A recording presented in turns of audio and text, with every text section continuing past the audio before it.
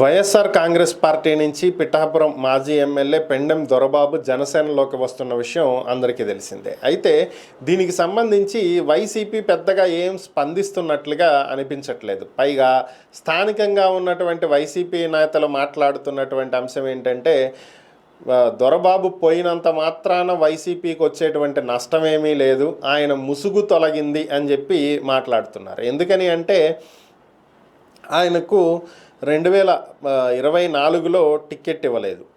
ఇక్కడ పవన్ కళ్యాణ్ నుంచుంటున్నారు అని చెప్పి తెలిసినటువంటి నేపథ్యంలో జగన్మోహన్ రెడ్డి పవన్ కళ్యాణ్ మీద పోటీకి వంగా గీతను నిలబెట్టడం జరిగింది. అప్పుడే అసంతృప్తికి లోనైనటువంటి దొరబాబు పార్టీకి ధిక్కార స్వరం వినిపించడంతో జగన్ పిలిపించుకుని బుజ్జగించి, బాబు పార్టీ అధికారంలోకి వస్తే నీకు ఒక ఎమ్మెల్సీ ఇస్తాను, నువ్వేం బాధపడద్దు అని చెప్పి నచ్చజెప్పి పంపించాడు.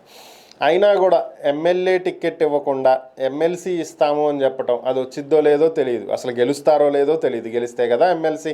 సో ఇలాంటి పరిస్థితుల్లో ఆయన దొరబాబు వైసీపీకి పని చెయ్యలేదని తన అనుచర వర్గాన్ని, తన కార్యకర్తల మొత్తాన్ని కూడా ముందుగానే జనసేనలోకి పంపించేసి వీరంతా జనసేనకే పనిచేసేలాగా చేసి ఎన్నికల్లో గీత ఓడిపోవటానికి కూడా ఆయన ఒక కారణమయ్యారని, సో ఆయన బ్యాక్గ్రౌండ్లో పవన్ కళ్యాణ్కే పనిచేసి ఆయన్నే గెలిపించడం జరిగిందని, ఆ కారణం చేతే గీత ఓడిపోవటం జరిగిందని, ఇన్ని రోజులకు ఆయన అసలు రూపం బయటపెట్టి జనసేనలోకే వెళ్ళబోతున్నారు. కాబట్టి ఆయనకి ఇక్కడ స్వతహాగా ప్రతి వ్యక్తి కొంత ఓన్ ఇమేజ్ అనేది బిల్డ్ చేసుకుంటారు.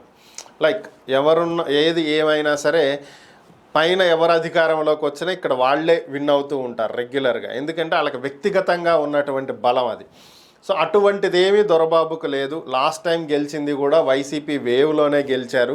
పార్టీ బలంతో గెలవటమే తప్ప సొంత బలం అనేది లేదు. ఆయన వల్ల పార్టీకి వచ్చేటువంటి అడ్వాంటేజ్ అయితే ఏం లేదు, ఆయన వెళ్ళిపోయినందువల్ల వచ్చే నష్టమేం లేదు అని చెప్పి వైసీపీ నేతలు మాట్లాడుకుంటున్నటువంటి పరిస్థితి.